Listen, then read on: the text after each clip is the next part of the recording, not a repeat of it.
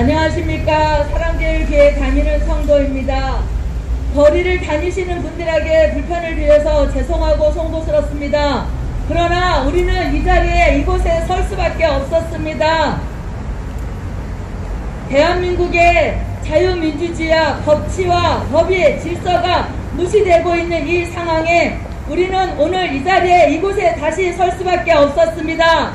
장순영이라고 하는 장일 19역 조합장은 헌법과 질서를 무시했기 때문에 오늘 저는 그를 고발하고자 이 자리에 섰습니다. 나라를 운영하는 국가에서 도시를 정비하고 계획된 도시를 설계할 때는 그 마을과 그 지역을 어떻게 꾸미고 어떻게 설계할 것인가를 결정하는 것이 반드시 있습니다. 국토부에 가도 그러한 설계서가 있고 계획서가 있습니다. 2008년 도시 개발이 진행될 때 서울시에서는 조례를 제정하였고 종교 부지는 존치를 원칙으로 한다. 그러나 개발을 목적으로 개발이 진행될 때는 가장 중요한 종교 부지 담당자와 가장 중요한 거는 1:1 대토를 하지만 가장 중요한 거는 그 종교 부지에 있는 담당자와 협의하에 그 종교 부지의 존치나 아니면 이전이나 아니면은 다른 곳으로 옮기는 건지 이런 부분에 대해서 서로 협의해야 한다라고 분명히 그 조례에는 명시되어 있습니다.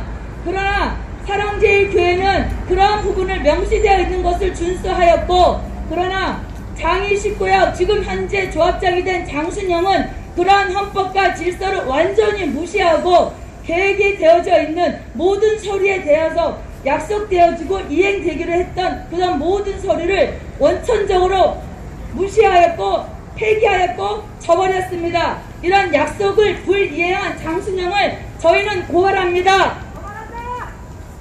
두 번째, 조합원을 거짓으로 선동한 죄를 고발합니다. 종교는 부동산이 아닙니다. 아파트가 아닙니다. 주택이 아닙니다. 그러나 그 19역, 저도 올 상반기까지는 장일 19역 조합원이었습니다. 조합원은 그 집을 나올 때 60%의 비용을 받고 나옵니다. 그것을 공탁을 걸고 집을 주고 나온 사람도 있고 어찌할거나 그런 절차가 있습니다. 장일 19역 그 재개발 사업에서는 사랑제일교회를 84억이라는 공탁을 걸어놨습니다. 여러분 생각해 보십시오. 1000평이나 넘는 땅을 한 개인이 소유하고 있는 부동산처럼 처리하고자 하는 이들의 만행이 잘된 것입니까? 잘못된 것입니까? 그들은 84억을 가지고 그곳을 떠나라고 우리한테 지금 온갖 협박을 하고 있는 것입니다. 그리고 장순영은 저랑 통화를 하였습니다.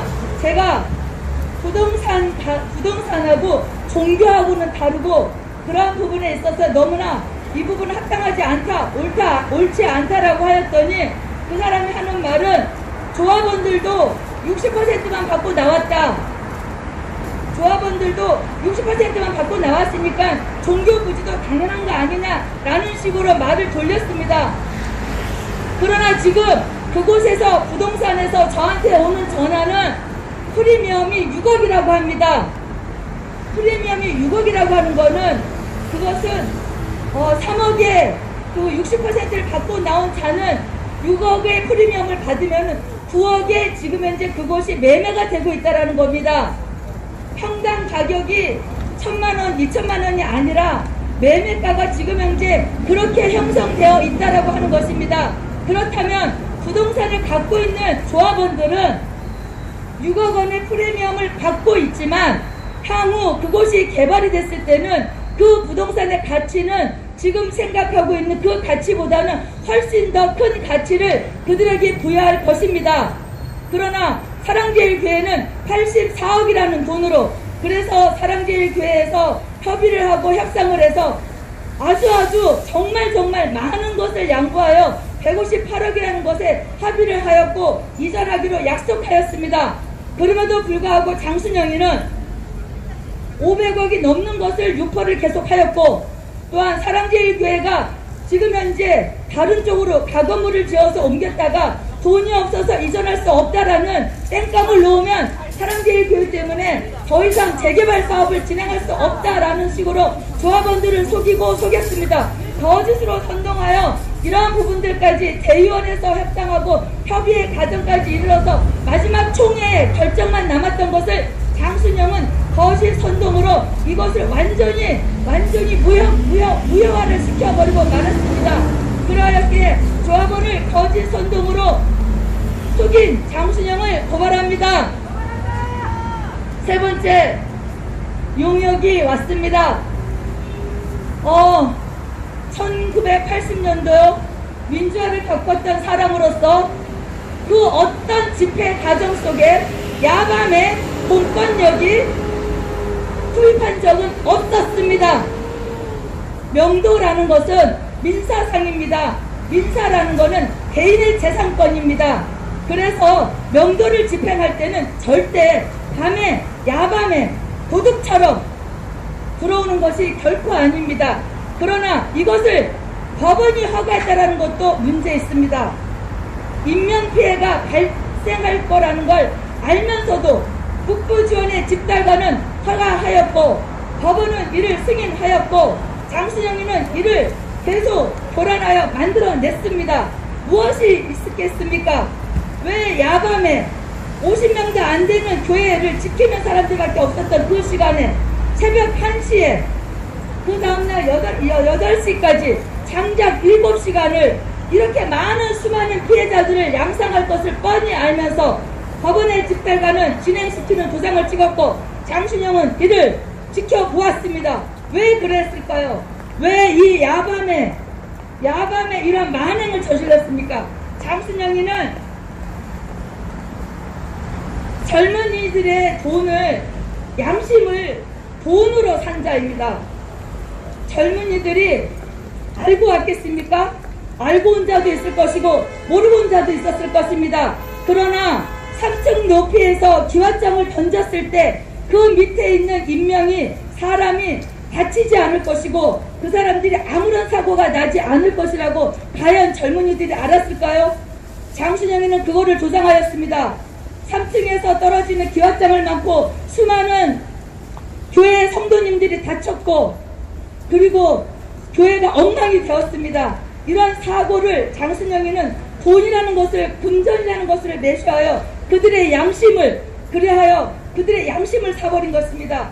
그러면 만약에 이러한 인명피해에서 더 나아가 인사사고가 났다라면, 용산처럼 인사사고가 났다라면 그 젊은이는 그 다음에 그의 삶은 어떻게 진행이 되겠습니까?